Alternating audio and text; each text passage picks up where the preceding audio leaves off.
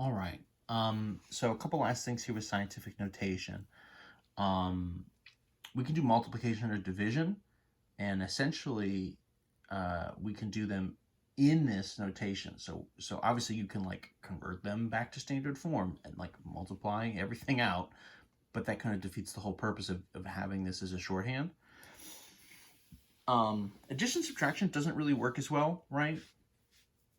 Because to sort of add and subtract, you would need to have all the place values in sync and what's going on. Here with scientific notation is we're sort of adjusting all the place values and using this exponent instead. Everything kind of starts as, digit, point, digit, digit, digit. You're kind of setting everything in some sense between 0 and 10, and then you're multiplying by different powers to try to make it work.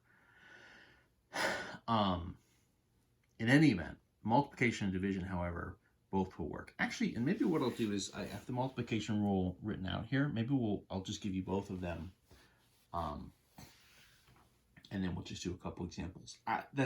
No, I shouldn't do that. There's no reason to do that. Here's the multiplication rule.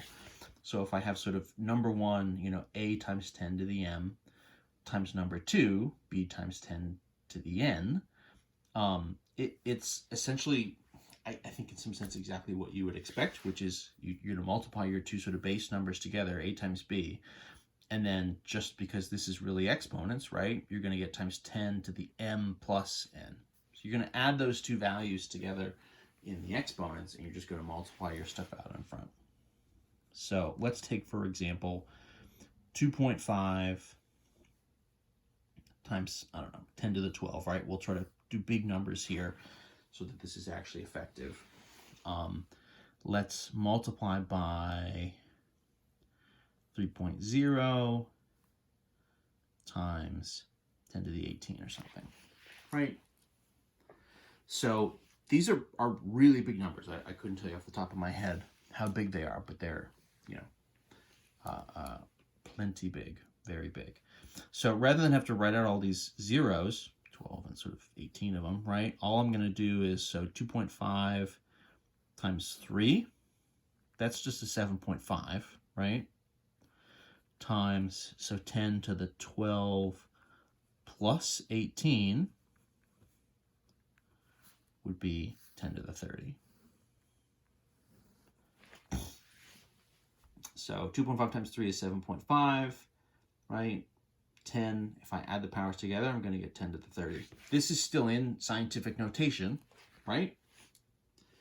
So as long as I'm still in scientific notation, as long as I'm ending up with a number essentially between 1 and 10, I don't even need to do any kind of modifications. I just sort of get what I get, and I'm good to go. So that's pretty nice. If I had base values a little bigger, so maybe you've got 4.5 times 10, let's do negative 10, times, 4.0 times 10 to the 3 or something, right? Maybe this is our sort of second example. So in theory, this is going to give us,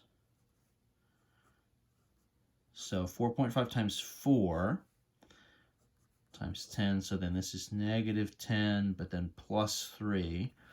So, this is a really, really small number times sort of a medium-sized number, right? This would be like 4,000 if I shifted that three spaces. What's going to happen here is, 4.5 times 4, 4.5 times 2 is 9. So then times 4 would be sort of 18, right? Times 10, negative 10 plus 3, right, would be negative 7. So I have a little bit of an issue here, which is now this 18 is too big, right? So this is my, answer in some sense. My problem is it's not in scientific notation anymore, right? I've sort of ended up with a value here that's too big. So what I need, right, is I need to kind of adjust this down. So if this is 18 times 10 to the negative 7, what I want is a 1.8 times 10 to the something. And so the answer is, the issue here is, well, what do I need to do if essentially what's happening here is I'm shifting this decimal place one more to the left, right? So what's happening is I'm making my, mind the camera, Max, thank you very much. Cat's on the move. So 18 is here, right? So if I'm shifting this, I'm essentially making it smaller, right? So since I'm dividing by 10, so if I do that and I make this smaller, what I need to do to balance that out is I need to essentially add a power of 10, right? So if this is kind of getting divided by 10, that means to balance it, I need to sort of multiply by 10 over here. So if this is sort of losing a space, I need to sort of gain a space up here. Now this looks extra weird because, of course, this is a negative power, so negative 7 plus 1. So this is a 1.8 times 10, so that'll be times 10 to the negative 6. Right, so the idea there is, if your base value is too big, you can divide it by 10 and shift your decimal over. Right, you're kind of making it smaller, and then instead increase, right, and kind of balance it by sort of adding a power of 10 on the other side. Again, this was sort of a negative value, so when we add, we just get a smaller negative number from negative 7 to negative 6. It looks a little awkward, but the process there stands. The process works. So that's kind of the multiplication process and the type of answer you're going to end up with. The other version here would be division. And so if you had a times 10 to the m divided by b times 10 to the n, so what you're going to get is a divided by b, right? You're just going to divide those two values times 10, and so instead of adding the powers, you're just going to subtract, right? This is pretty much, this is just standard math stuff. We're really just like taking the exponent rules that we learned and just kind of applying them directly, right? I'm going to sort of pick numbers on purpose that will actually divide pretty nicely. Let's do what? You say that, and then you didn't pick one. How about 4.8 times, 10 to the 24 divide by 2.0 times, 10 to the 8 or something, right? So what's this going to look like? Well, your base value, right, your number in front would be 4.8 divided by 2. You want to write this as a 2.0. I guess you could write it as just a regular 2. That would be, right, 4.8 divided by 2 would be 2.4. So that still gives us a number that's between 1 and 10, so we're still in our good notation. So 10, so you're going to do 24 minus 8, right? So you're subtracting your sort of top from the bottom. So 10 to the 24 minus 8. So 2.4 times 10.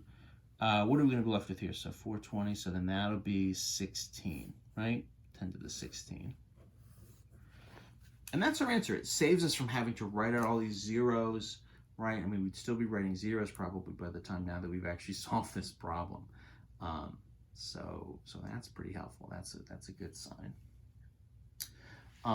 The issue that you're going to get here, so in the multiplication one, right, this sort of problem in some sense that could happen is when you multiply, you could get a number, two numbers that are between 1 and 10. If you multiply them, are not guaranteed to still stay there, right? You could get something bigger than 10, which is what happened in one of the last examples. We jumped up to an 18. If I'm dividing, now the issue is I can, in some sense, end up with the opposite problem. So maybe I have,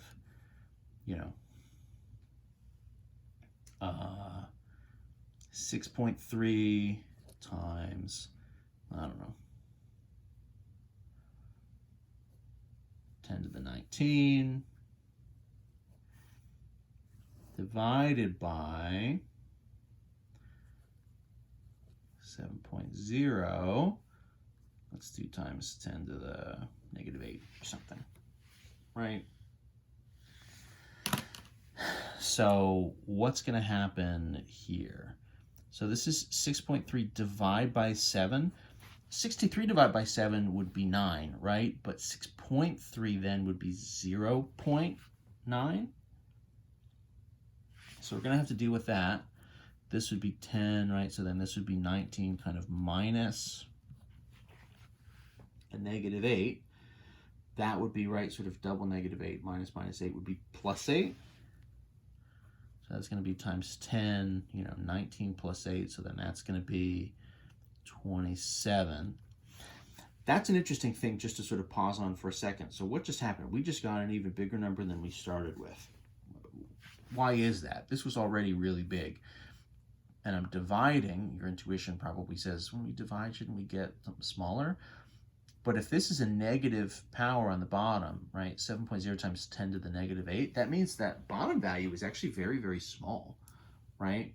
If I shifted that, 8 decimal places to the left, I'd have a really tiny decimal number there, 0.000007 or whatever. If I divide by something that's small, I end up with a result that's very big.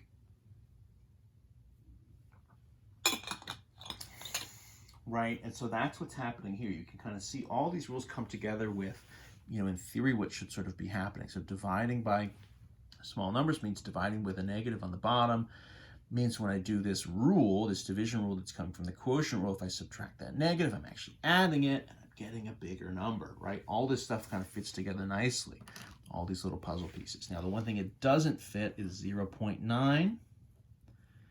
That's too small. What I need instead is a 9.0, right? So I need this value to be bigger.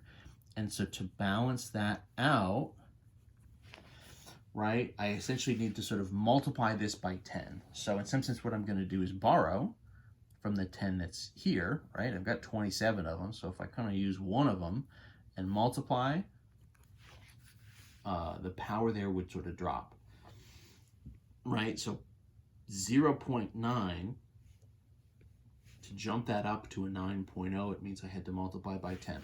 So one of these 27 10s got used, so 27 minus 1. So my final here would be 9.0 times 10 to the 26. And that would be kind of where we end up.